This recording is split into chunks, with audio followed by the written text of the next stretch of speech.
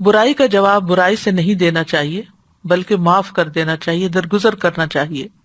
عبداللہ ابن عمرو بن عاص کہتے ہیں کہ تورات میں رسول اللہ صلی اللہ علیہ وسلم کو ان صفات کے ساتھ متصف کیا گیا: اے نبی، بے شک ہم نے آپ کو گواہی دینے والا، بشارت دینے والا، ان پڑھوں کی حفاظت کرنے والا بنا کر بھیجا ہے۔ آپ میرے بندے ہیں اور میرے رسول ہیں، میں نے آپ کا نام متوکل رکھا۔ آپ نہ بدخو ہیں نہ سخت دل ہیں، نہ بازاروں میں شور کرنے والے اور نہ برائی کا بدلہ برائی سے دیں گے بلکہ معافی اور درگزر سے کام لیں گے۔ تو رحمان کے بندے کون ہوتے ہیں؟ جو بد اخلاقی کے جواب میں بد اخلاق نہیں ہوتے، بد اخلاقی کا جواب بد اخلاقی سے نہیں دیتے۔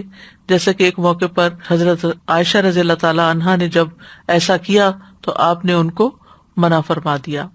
پھر جاہلوں سے اعراض جو ہے، قرآن مجید کی سورۃ الاعراف میں اس کا ذکر آتا ہے: خذ العفو وامر بالعرف واعرض عن الجاہلین، کہ درگزر اختیار کرو، نیکی کا حکم دو اور جاہلوں سے کنارہ کر لو۔ کہا جاتا ہے کہ عمر بن عبدالعزیز بیت اللہ کا طواف کر رہے تھے تو آپ نے ایک آدمی کے پاؤں پر پاؤں رکھ دیا جو آپ کے پہلو میں طواف کر رہا تھا۔ اس آدمی نے عمر سے کہا: کیا تم گدھے ہو؟ انہوں نے کہا: نہیں، میں تو عمر بن عبدالعزیز ہوں۔ کتنا خوبصورت جواب ہے، اور بات ختم ہو گئی۔